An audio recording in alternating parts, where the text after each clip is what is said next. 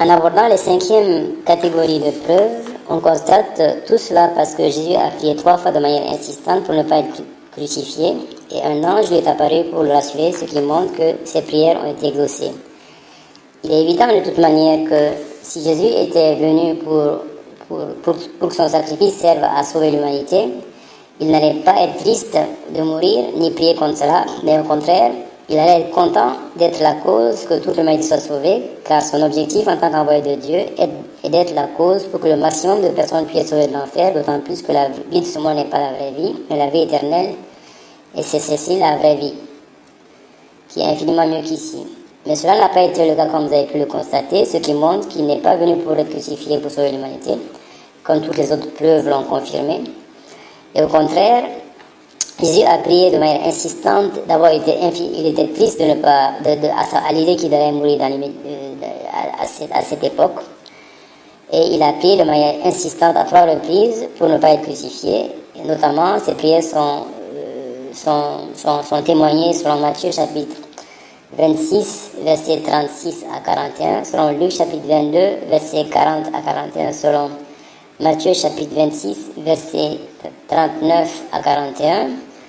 où dans le verset 39, il est dit, puis ayant fait quelques pas en avant, il se jeta sur sa face et pria ainsi, mon Dieu, s'il est possible que cette coupe s'éloigne de moi, toutefois, non pas ce que je veux, mais ce que tu veux. Pourquoi mon Dieu? Parce que le mot Père a été interdit par Dieu, comme les preuves l'ont montré ci-dessus. Selon Marc chapitre 14, verset 36, il est dit aussi la même chose, et cela continue de manière insistante à 3 reprises. Comme vous l'avez constaté par les preuves montrées ci-dessus, rien ne s'oppose à ce que les prières de Jésus soient exaucées par Dieu pour ne pas être crucifié, comme toutes les prophéties qui ne comportent pas de contradiction ni d'injustice l'ont annoncé. Et au contraire, toutes les prophéties qui annoncent le contraire comportent des contradictions et même des falsifications quelquefois qui ont été montrées ci-dessus, qui montrent que cette croyance à la crucifixion n'est fondée que sur les versets falsifiés. En plus, Dieu ne refuse jamais la prière d'un simple croyant, comme Jacques l'a dit selon Épître de Jacques, chapitre 5, verset 16, où Jésus dit « Priez les uns pour les autres afin que vous soyez guéris ». Donc ce n'est pas ce Dieu qui va donc refuser les prières de Jésus. Cela est confirmé par l'apparition d'un ange, selon Luc chapitre 22, verset 43, où il est dit « Alors un ange lui est apparu du ciel pour le fortifier. »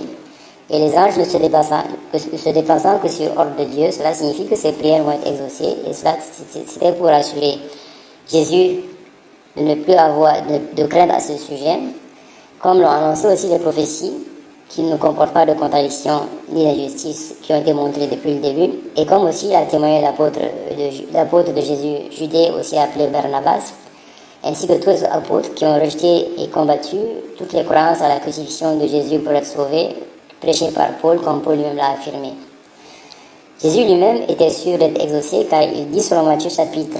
26, verset 53, « Penses-tu que je ne puisse invoquer mon Dieu qui me donnerait à l'instant plus de 12 légions d'anges ?» Et c'est un peu ce qui s'est passé d'ailleurs selon le témoignage de Judée, ou appelé aussi Barnabas, qui est ci-dessous. Dieu a envoyé 4 anges pour élever Jésus au ciel en mettant son apparence sur Judas qui a été pris et crucifié à sa place. Et cela est confirmé aussi par le témoignage de Dieu lui-même dans son livre qui regroupe tous les enseignements du Consolateur que Jésus a ordonné de suivre et qui annonce la vérité sur toutes choses comme l'ont montré toutes ces concordances parfaites depuis le début avec les paroles authentiques de Jésus qui sont celles de la Bible qui ne comportent aucune contradiction ni injustice. Et comme Jésus l'a même bien annoncé, selon Jean chapitre 16, verset 12 à 13, où Jésus dit « Il vous conduira dans toute la vérité, et car il ne parlera pas de lui-même, mais il dira tout ce qu'il aura entendu et vous annoncera les choses à venir. » En plus, les apôtres de Jésus, sachant qu'ils obtiendraient immédiatement le paradis en mourant pour défendre Jésus, ne l'auraient jamais laissé entre les mains des soldats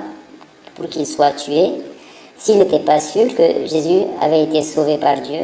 comme le montrent les versets où Jésus dit, selon Matthieu chapitre 16, verset 25, « Car celui qui voudra sauver sa vie l'a perdue, mais celui qui la perdra à cause de moi la trouvera. Et que servirait-il à un homme de gagner tout le monde s'il perdrait son âme? Ou que donnerait un homme en échange de son âme? » Il est donc évident que les apôtres n'auraient jamais laissé Jésus aux mains des soldats, sachant que ce dernier était venu pour le tuer, sans défendre Jésus au prix même de leur vie, quitte même à se faire tuer par ces soldats, car ils savent que toute personne qui meurt pour cela gagne immédiatement le royaume des cieux, dans lequel il entre sans jugement et sans attendre dans la tombe, ce que désire tout croyant, d'autant plus que la preuve a été faite que les prophéties soutenant les paroles de Paul, ainsi que celles annonçant que la crucifixion de Jésus devait avoir lieu, constituent de pure falsification, comme cela a été montré dans les chapitres précédents. Et les apôtres connaissaient déjà cette vérité, car ils ont assisté à tous ces événements avec Jésus.